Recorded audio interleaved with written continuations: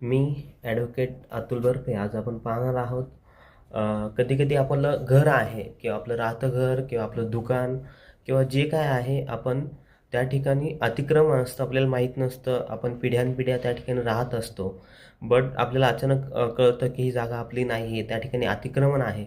आणि तुम्हाला त्यावेळेस नोटीस येते. नोटीस आल्यानंतर अशा वेळेस काय करायला हवं, तर सगळ्यात प्रथम आपण त्या ठिकाणी नोटीस 80 प्रमाणे त्या ठिकाणी तुम्हाला नोटीस देणं गरजेचं आहे. नोटीस दिल्यानंतर त्याच क्षणी तुम्ही लवकरात लवकर तुमचा दावा आहे, खटला आहे, तो कोर्टात दाखल करणं गरजेचं आहे.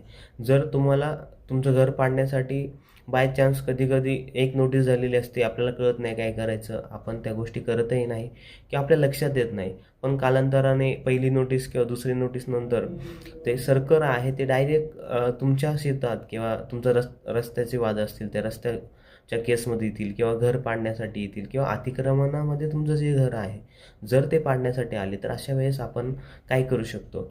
जर अशा कंडिशनला जर तुम्ही नोटीस 80 जर दिली आणि नंतर जर कोर्टात तुम्ही दावा दाखल केला, तर त्या ठिकाणी तुमचं जी गोष्ट आहे ती थांबणार आहे आणि तुम्हाला न्याय नक्कीच कोर्टात भेटणार आहे. धन्यवाद.